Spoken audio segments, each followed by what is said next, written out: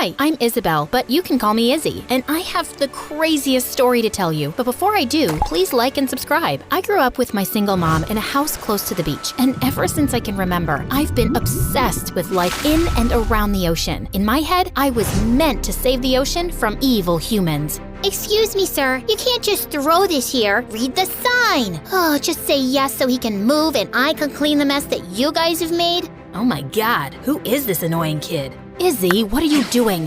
Sorry about that. Please, carry on. He's a handsome one, huh? But Mom, all this garbage is gonna go back to the ocean. I have to protect it. And that's good, but you can't talk to people like that. Tell you what, let's go to the beach and collect some seashells. We might even spot a starfish. Oh, yes! Growing up, my love for the ocean deepened. I started participating in beach cleaning drives, and at 17, I was the youngest, most decorated volunteer, and even had my own YouTube channel about ocean life. Things were great, but a month before my 18th birthday, everything changed. I was at the beach one day when I noticed a strange man staring at me. I ignored him, but when I was going home that evening, he jumped in my way. What the heck? Who are you? I may look small, but I can do some serious damage. The man smiled and gave me a brochure. Easy there, kid. I'm Henry, the head of the Marine Conservation Summer Camp in Costa Rica. I was here for a vacation when I noticed your work. I'd love for you to join us this year. Holy mother of cows, was this real? Only the best of the best volunteers in the world joined this program, but I was as broke as a street rat. Listen, dude, sir, whatever. I'm very honored, but I can't afford to pay for this. That's okay, we'll have you fully covered. But why me? I'm sure there's lots of kids who would die for this chance. But not everyone has your drive, Isabel. Now hurry up and say yes before I change my mind. I told him to give me some time to think. This opportunity could change my life, but I had to make sure this was legit. So later that night, Mom did some digging, and I was relieved to know that the man wasn't lying. The next day, I texted him a yes. A week later, I landed in Costa Rica and was blown away by the size of the camp. I had no idea so many people were as passionate as I was about the cause. Excuse me, you're standing in my way? I turned around to face a blonde girl frowning at me. Sorry, I was just watching. I didn't ask. Could you move now? I need to walk on these red tiles only, or something bad'll happen tonight. I wasn't sure if I heard the girl right, but before I could react, a boy came out of nowhere and swooped her up. You know the drill. Carry me to my room, now! Of course, my princess.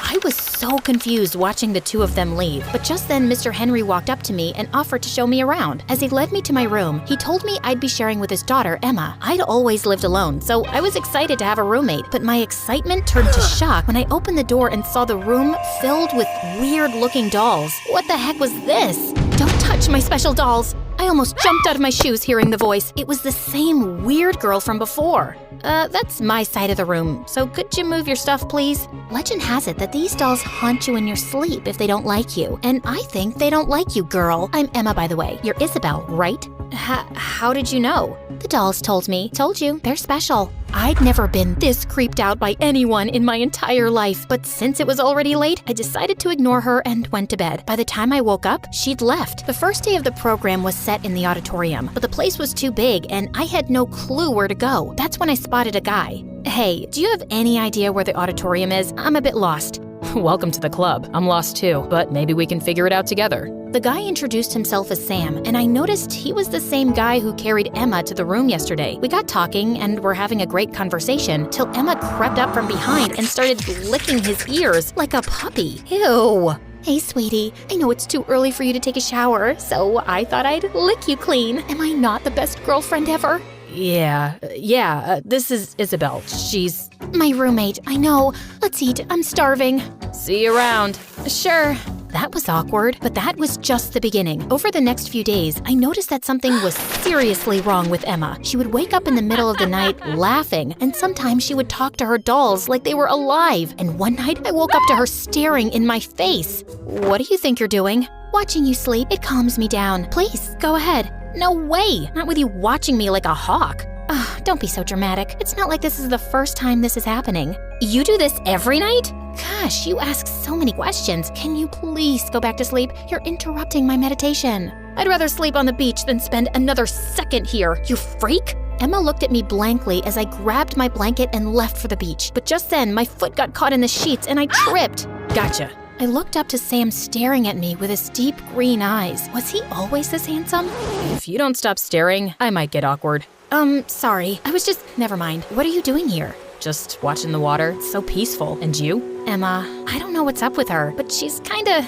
A lot? I know, but she's gone through a lot in life. After my parents left, Emma's dad, Uncle Henry, brought me up. We've grown up together, and she wasn't always like this. I feel bad for her. Is that why you date her? Because you feel bad for her? Suddenly, Sam's expression changed and he turned around to leave. I'm sorry, I overstepped, but I'm not sure if I can be around her. She's not that bad, and it's just your first day. Give her a chance and hang in there. I took Sam's advice and decided to be nicer to Emma. I even hung out with her and Sam more often, and it wasn't so bad, especially because Sam and I hit it off instantly. We had a lot in common and could talk all day, but I could tell it bothered Emma a lot. Like this one time during a cleaning drive, Sam was helping me detangle a net, and I accidentally cut my hand. He was helping me when Emma fell to the ground.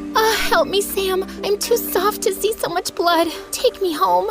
She started crying like a banshee, and Sam had to leave to calm her down. That night, Emma didn't even bother checking up on me. A few days later, the instructor informed us that Mr. Beast was in town and he wanted to visit us, and Sam and I volunteered to help out with prepping the camp. Why couldn't the pirate learn the alphabet? Because he's stupid? Why else would he be a pirate?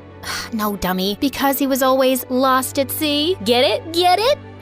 That is too funny. Suddenly, I felt Sam's hand on mine, and my heart went racing. Step away from my boyfriend? Now! We turned around to face Emma, fuming in anger. Stop flirting with him! Jeez, relax. We were just talking. I'm not blind. First, I thought you were jealous because I'm smarter than you. But now I know that you have your evil eyes on my Sammy Bammy. And you! Stop staring at her and move it! We have a date! I'll see you around, I guess. But we still have work to do. You can't just leave. He can, and he will. And I'm putting her here to keep an eye on you. Okay, weird as ever. I got back to work and tried finishing up on my own, but there was just too much to do. Suddenly, I heard footsteps behind me and assumed it was Sam, but my jaw dropped when I saw Mr. Beast in the flesh. Too late for you to be up and working, right? How art thou? Sorry? I'm talking gibberish. I'm a huge fan. What you do inspires so many people. It must be tough.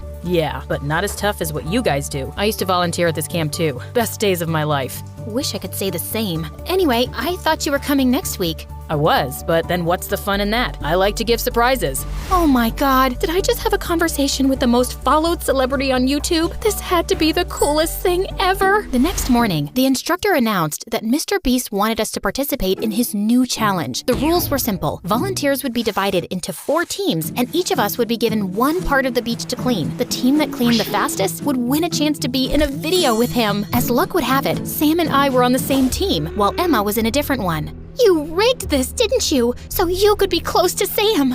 Shut up. I have better things in life to do. I know Mr. Beast personally. I will go and ask him. I'm sure he'd love to know what a lying cheater's butt you are. As long as you leave me alone. But minutes after Emma left, Sam walked up to me. Sorry about last night. I had to take care of her. Look, Sam, I don't want to get in the middle of your mess. Emma clearly wants me to stay away from you, and I want to concentrate on my work.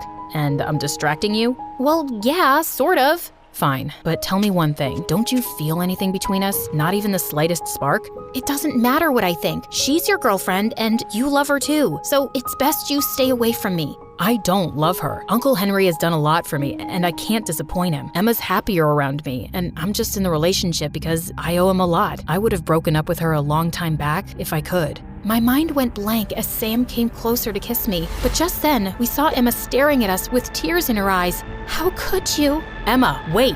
But Emma just turned around and ran away. Just then, the bell went off and the competition started. I could feel Sam's eyes following me, but I still felt horrible for Emma, so I ignored his glances. And then, in the middle of the competition, we saw Mr. Henry running toward us. It's Emma. We can't find her. Have you guys seen her? Not since the competition started. I'm sure she's around somewhere. I don't think so. Mr. Henry showed us the message on his phone. It said, "I'm leaving forever. Don't look for me." We frantically started searching the area, but Emma was nowhere to be found. I called 911, and soon we had a police search team looking for Emma too. Oh God, I hope she didn't go into the woods. That's the only place left that we haven't searched. Well, we have to look to be sure, but what about the competition? What about it? Emma's life is more important than anything else. Now hurry up. Sam dropped a text to Mr. Henry and we went into the woods. We tried searching the place, but soon it started getting dark. Disheartened, Sam and I went back to my room, only to find Emma sipping a milkshake. Oh my God, where were you? You know, just hiding. It was so funny watching you guys search for me like headless chickens. Best plan ever. Are you kidding me? We lost the competition. Your dad's a mess. We have the police going mad looking for you. And you're here sipping milkshakes and gloating over your stupid plan? Why? Because I wanted to teach Sam a lesson for betraying me and my dad. What? I never betrayed you. All I did was try and keep you happy, but nothing works for you. I'm exhausted trying to keep up with your crazy demands, and I like Izzy. No, you don't. You're mine for life. Izzy can eat bugs for all I care. You're literally the craziest person ever, Emma. Get help. And Sam, I like you, but you have to make up your mind. And yeah, take a stand for yourself before it's too late. No one should have that kind of control over your life. I stomped out of the room angrily, and after that day, I never spoke to Emma again. Sam tried to talk to me, but I just didn't want to deal with Emma's craziness anymore. Soon the camp ended, and we went our separate ways. I started working on my YouTube channel again, and within a few months, it started making me good money. After graduation, I had enough to start my own volunteer center. Things were going great, until one day after wrapping up a late shift, I noticed someone following me.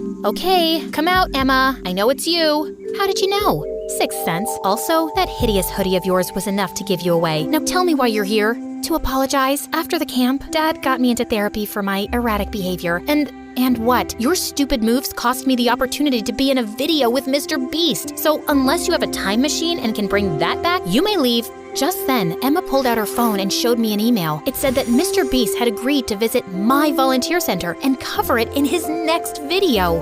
How did you? Told you I knew him personally. I know it's tough, but please forgive me. I'm trying to be a better person. I don't know. It might take me some time, but maybe I'll get there.